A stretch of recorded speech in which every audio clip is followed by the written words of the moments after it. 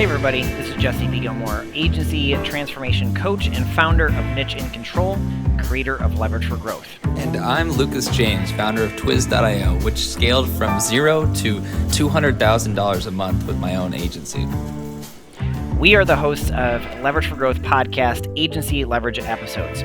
We know that in order to scale your agency successfully, there are multiple shifts that need to happen within the founder's mindsets, skill sets, and leadership styles.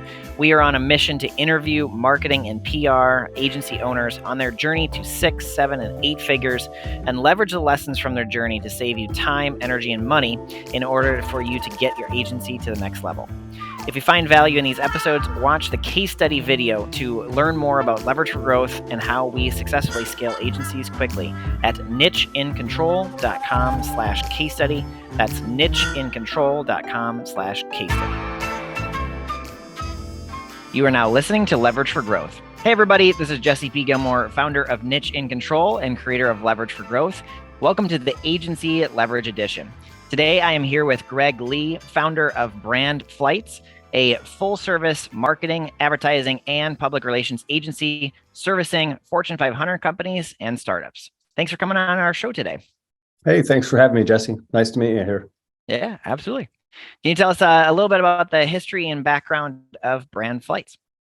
Yep. I worked at a number of agencies over the years, and I guess 2011 became a partner at a company called Billups Design. And we were positioning the company to get acquired, which was successful. And we had used some creative related to Ferrari, which attracted the company that acquired them.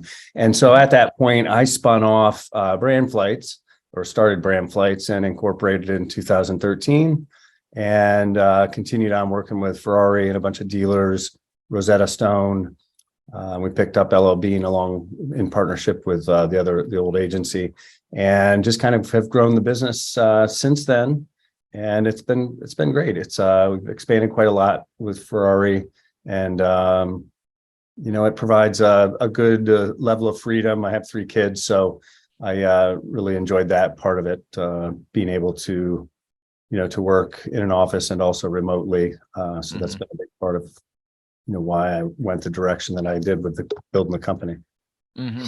Have you always known that you were going to be either an entrepreneur or a business owner, or how did that happen? I wouldn't say I've always known that, but I've been naturally drawn to that. I've owned 3 businesses over my lifetime, and it's just I don't know, I guess it's in my nature and in my DNA, as they say, but I do enjoy owning a company and being entrepreneurial. And at times it can feel like a lot, when you're brand new, setting out and trying to win clients or maintain clients. There's a lot riding on it when you have family and kids and stuff to support. So but yeah, I guess that's the excitement, and that's what drew me to it. Yeah. And so you brought up they have 3 kids. I have 2 kids and a third one coming in a couple of months. Nice. How have you been able to navigate kind of like a lot of our listeners are either having kids and they're like a parent and a spouse and then also an entrepreneur, and so it's kind of like this big juggle. Maybe what is, if you don't mind diving a little deeper, how has that worked for you, and how have you kind of figured out that kind of balance between the family and the business? It's originally when I was working, say, at another agency, it was long hours, a big commute each way, and the kids were younger at that time. The oldest was probably 7 or 8 years old, and I was starting to coach soccer, and it would be like a Formula One race back to make it to practice, at 6 o'clock. And I found the biggest change was in creating a balance and time for the kids to coach and do things like that, was getting an office much closer to home. So I got one within a couple miles of the house, and then I could always work at home as well. So COVID really was a non-factor. We've been used to working remotely, and the only thing is it is nice to get out sometimes and interact with people in person. But that was a big game changer for me, to be much closer and eliminate that, in my view, a waste of a commute. And so that was a big step, and it allowed a lot more free time, after work with the kids, where I wouldn't be sitting in traffic for an hour and 10 minutes each way. So that was a huge step. Yeah, and just making the effort and the time to, stop working. Although in the beginning it was tough because, you had to deliver for new clients and trying to win clients to just stay above water. So I'd find myself working until the wee hours of the night a lot. But eventually I've, tried to pack my work into the day and then do other things with the family. So. That's awesome. Yeah, it's always a balancing act trying to figure out the life and business by design and trying to make it so that, especially commutes. That was one of the things when I was working in corporate America. I was like, oh man, I'm constantly driving all the time. Yeah. And started to be able to switch it. So going back to the brand flights. So how long has your agency been in existence? It was founded in 2013. And before that it existed sort of as a consultancy, but it became official in 2013. So I guess it's 10, 11 years, whatever it is now. Yeah. Yeah, it's been a while. So I guess we made it. Yeah, that's awesome. In the last 10 years, I'm assuming that there's had the ups and downs and there's some lessons learned that you've had on your journey. If you were to give kind of like maybe your previous self, or maybe 5 years ago or so, give some like advice to maybe even people that are listening that might be 1 or 2 steps before you, what would be some of the advice or leverage that you could give them? Well, I guess define what you want your agency to be. If you want to have 100 employees and be cold calling companies all the time, then you have to set up a larger space, or at least the capability in the cloud to scale up with a big team of people and be able to monitor them. For me, that was the path I moved away from. I wanted to have a smaller footprint and have been successful in that. But then defining, do you want to focus on a real small niche, which eventually I kind of moved towards, because for me, if you become an expert in a particular segment, and in this case, it's a real particular segment, you can really get deep into the details of the campaigns, the sites, the data involved in say automotive or whatever, that other people just gloss over when they talk about it. And so when you can really help and engage that deeply with the clients, that's key. So it's either provide a product, limited product offering to a wider group of clients and be expert in the particular product, and you can scale it, or become an expert in a particular industry a little broader, and that's your niche. But to scale, definitely to keep the scope limited. And that was the biggest challenge that I've learned. I would get pretty deeply embedded with some clients, been clients for 12 years, and allowed scope creep to get in. And it's always hard to draw a line and say, all right, this is the retainer, it's exceeded, and this email or this whatever that you're asking for is outside of scope. And that's a difficult conversation to have.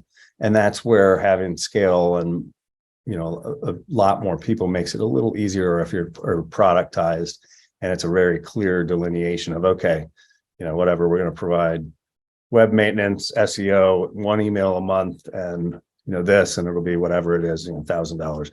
And if it exceeds those things, then we're going to go back and create a scope. I was not good at doing that, or I've gotten better, but early on when you're really trying to maintain a relationship, and it was effective and it worked, but sometimes that can become a lot more work than maybe you're getting paid for, or that you could if you were more finite and defined. And so that's a fine balance. At least I found it to be. Mm-hmm. Yeah, being able to create the agency by design as opposed to whatever your client's needs are at the moment.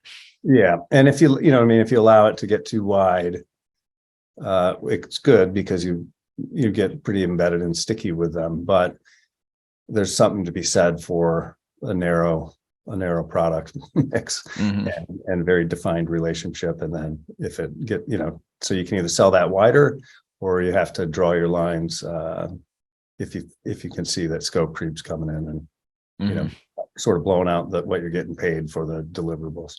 Yeah, absolutely. So what is success for you and your agency? What are you working on in the next 1 to 3 years? What are you getting excited about? I mean, continuing what we're doing. We're doing a lot of video and programmatic CTV and display over the years.